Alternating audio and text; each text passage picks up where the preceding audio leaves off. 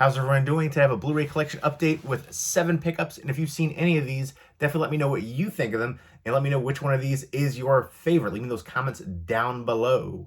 And I've got a couple of 4K Ultra HD releases and a couple DVDs. First up is one that I'm really excited about, and this is from Warner Brothers. It's House of the Dragon Season 1, and it has a really nice embossed dragon right there on the front cover. There is a Steelbook version for this as well, but that just looks really awesome. I love that design. And this show, it started a little slow, and then it just sucked me in. I became incredibly engaged and engrossed, and I love the cast here.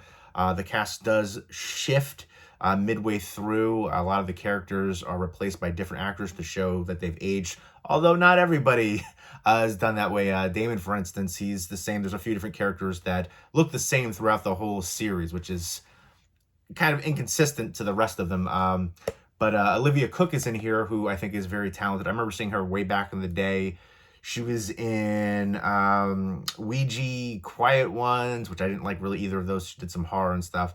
Me, Earl, and the Dying Girl. I was going to say Me, Myself, and I, De La Soul. But now, Me, Earl, and the Dying Girl was really good. Enjoy the heck of that one. I know she was in Bates Motel. She was in Signal, which is another like a sci-fi one, an older one that she was in. But I think she's a really talented actress. And I think her name is Millie Alcock. She's one I wasn't familiar with. She has a very unique look and really talented. I was actually sorry to see her get replaced on the show. I was really, invested in her, and I thought she did a great job acting-wise. Paddy Considine right there, too. Great to see him getting more accolades, too. I know everybody loves the movie Dead Man's Shoes. I could not stand that movie. I remember so many people recommended that movie to me, and I thought it was laughably bad, terrible. I remember reading reviews, people were saying it's, Britain's answer to Taxi Driver. You gotta be kidding me. It's shameful to even compare those two. Not even anywhere on the same level. I felt like Dead Man's Shoes was just like a really low budget, felt just very amateurish and like something juvenile written-wise. Revenge tale, and the big epiphany at the end just falls flat, the twist for it.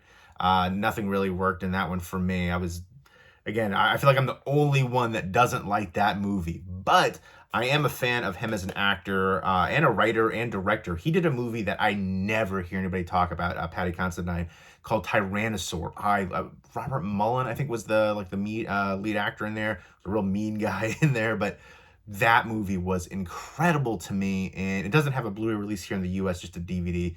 I think it has a Blu-ray release in maybe Germany. I was thinking about importing it, but I don't think anything was region free for it. But Tyrannosaur is incredible. I think a company like Criterion Collection should pick that up, or really anybody. I'd love to see it get a Blu-ray release. Love it to see it get more exposure. But Tyrannosaur, it's bleak. It is, very mean-spirited at times, but it's an emotional journey, great drama, and it was written and directed by Paddy Considine, who deserves to get more directing under his belt, too. I think he's only done 3 things, but really great actor, too. But this is an incredible visual feast, and you get really sucked into all the family drama. And if you like Game of Thrones, I would definitely recommend checking this one out. And I slept on Game of Thrones. I only watched Game of Thrones for the first time, I want to say 2 years ago, and I binged it. And at first I didn't think I was going to like the show, especially with all the hype. And I'm picky when it comes to period piece kind of stuff. And I just ended up loving it so friggin' much. And then this one too, again, it started off a little slow, and then it was amazing. And each episode was kind of trumping the one previous. And then the way this season ends, holy moly. And we gotta wait 2 years for the next season. They're filming next year, and then it'll be released 2024. That is, I'm kind of bummed about that. We have to wait so friggin' long. And same with the show Wednesday. Apparently that's going to be 2024, I think I heard, which that show really surprised me too. But yeah, this is a beautiful release right there from the packaging. And I'll go ahead and show you. And it has a digital copy. Let me know who your favorite character is on Game of Thrones and House of Dragon right there. There's some awesome scenes in there. Holy moly. And then you've got a little insert right there. You've got a digital copy, which I put off to the side, but then an episode guide and a swing tray with the discs. And Really nice release. And it's interesting because the 4K discs, they're just really plain. You know, it has, you know, the disc 3, all that. But then on the Blu-rays, because it's a 4K Blu-ray combo pack, you have artwork right there, which it's, you know, the same throughout, but uniform, but still pretty cool to see something extra on the disc instead of just a, you know, a plain disc like that. But yeah, I dig the heck out of this show. Really nice release for it with the Steelbook 2 and then the embossing on the cover. I can't wait to delve back into this one and then check out some of the special features on here too. Over an hour of bonus content, including 2 exclusive featurettes. Another reason why physical media will always be better. You get a lot of sometimes exclusive features and stuff like that. But that is just, I want to rewatch this whole series again, and just, it was incredible. It was the drama, the acting, just the visuals, just incredible for this show. And I love it and very happy to have it on physical media. Next up is Smile. This was one that I was really excited for. I think initially it kind of like flew under the radar, and then all of a sudden it just got a ton of exposure. And I love the, you know, the marketing that they did for this. Paramount, you know, they put actors in, you know, different locations and stuff, and for publicity with the creepy smiles. And this to me reminds me a lot of It Follows. Not quite as good as It Follows, but still creepy. It Follows was just amazing to me. My biggest gripe with this one is the ending. I definitely wanted more from that. It kind of fell a little flat. All that build up, and it just, I don't know, just left me wanting more from it. But it's basically about this like psychiatrist, and she has her own troubles as well. Different, you know, family issues, and they talk about that more in depth. And more comes about the, you know, deeper that you get into the story, it unravels a bit more. And there's some good supporting cast members in here too. But basically she sees this patient and tells her about, you know, she's seeing people with the smile, and it could, you know, it's like this entity, this evil entity, and it could, you know, look like anybody. It could look like people that have passed away, or it could look like somebody that's staying in front of you, and then they end up killing themselves in front of you. And it's like this virus. It kind of, you know, within a few days, you're seeing it everywhere. These creepy people smiling and doing certain things, but it's all in your head. And then and then it ends up like a cycle. The person that, you know, sees that act in front of them, that happens to them. They kind of lose their grip on sanity, it seems like. And she's trying to figure out how it originated. It's kind of like a puzzle, and she's trying to, you know, figure out where it started from, and it skipped somebody, and she's trying to find out how that person got away with it. And it was, you know, had some really creepy moments. Then there's other parts where I wanted more from it, again, especially the ending. I definitely think it's one I will revisit, and I think it's one worth checking out too. And then it has this Rotten Tomatoes sticker on there. Thankfully, it's not printed on the actual case, which seems to be more prevalent recently, but I don't know. I think Rotten Tomatoes is just a trash rating site. There's no middle ground. It's either like a 90 or a 10. I think the best legitimate rating site out there is IMDb.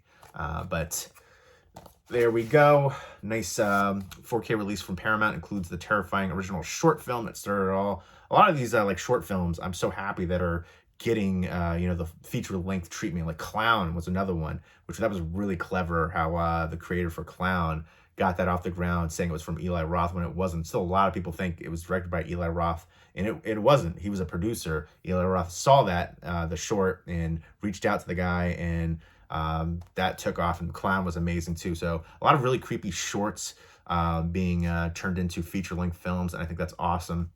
And I like the lead actress in here a lot too. I thought she was really talented. Another kind of like a unique look to the actress, and it's Sosie Bacon, who is the daughter of Kevin Bacon and Kira Sedgwick. Really enjoyed her, and would definitely like to see more Cal Penn in here, supporting role. But I enjoyed this one, but it just left me wanting a little bit more. Some really creepy moments, and I like the drama aspects too, and personal relationships and stuff with the sister and then the mother. I don't know. I just feel like it could have been fine-tuned a little bit. I'm picky. Next up is Call Jane. With Elizabeth Banks and Sigourney Weaver. I didn't fully know about the story. I'm just a fan of Sigourney Weaver and Elizabeth Banks. And this was set in 1968 in Chicago, and it's about this housewife, suburban housewife, who she has a daughter and husband, and she's living the American dream, except her life is shattered when she finds out she's pregnant, but she also finds out it's a life-threatening pregnancy. So if she has the child, she will lose her life. And so she's trying to, navigate that situation, especially during that time period.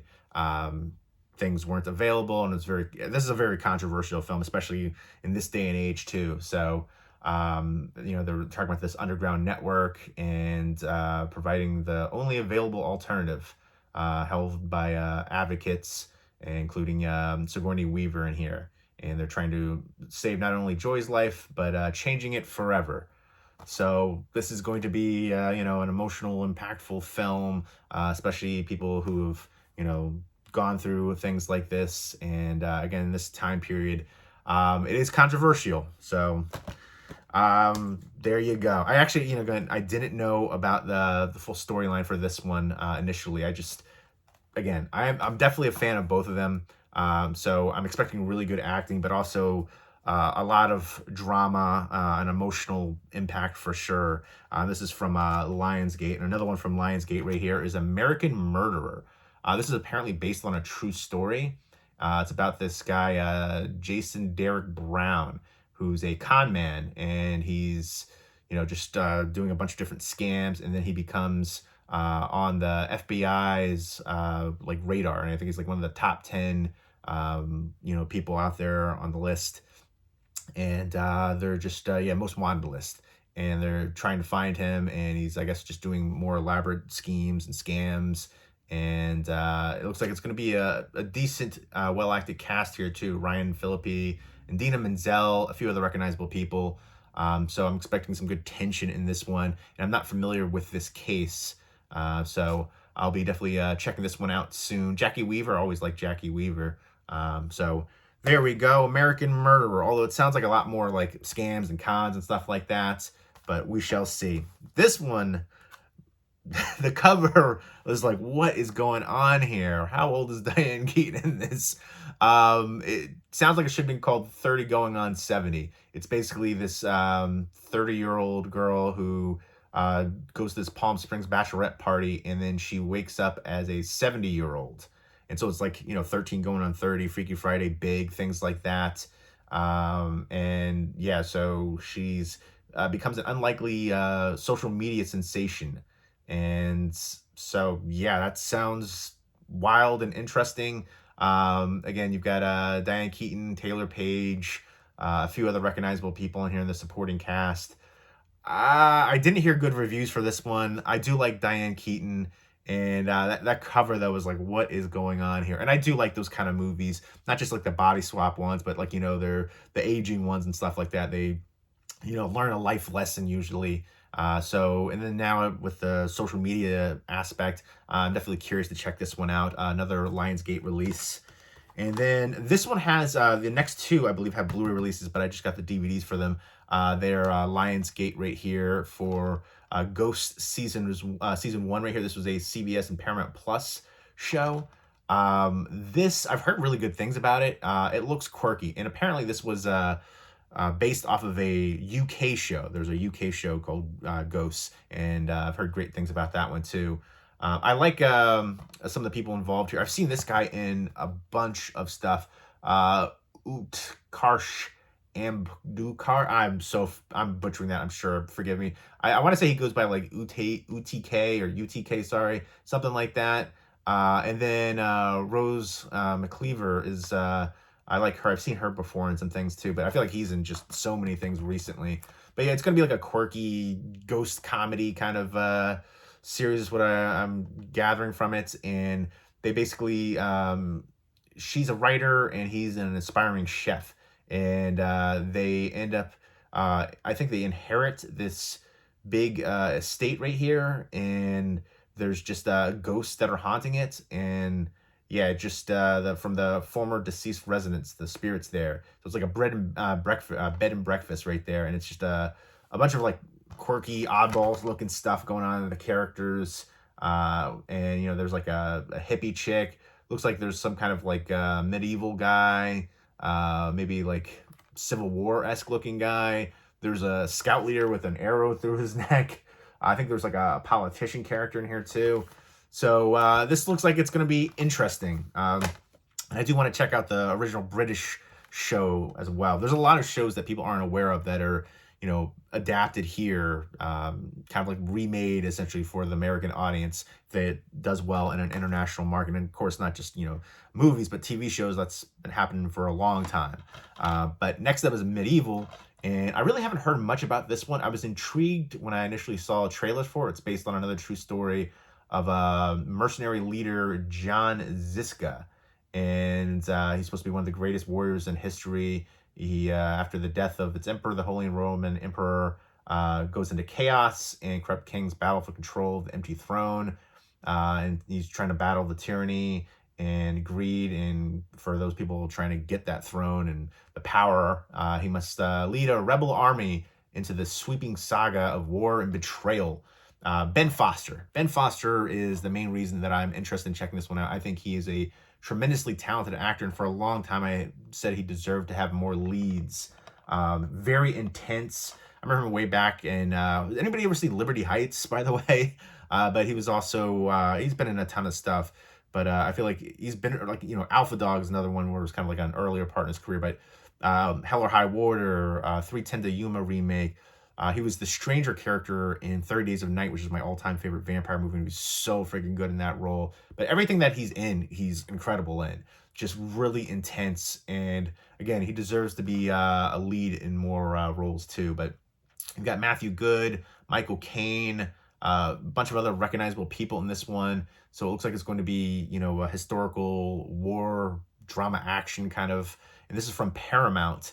And I'm just excited to see this one for him in this lead, this intense, action drama role. And can't wait to check this one out for sure. Let me know what your favorite Ben Foster movie is.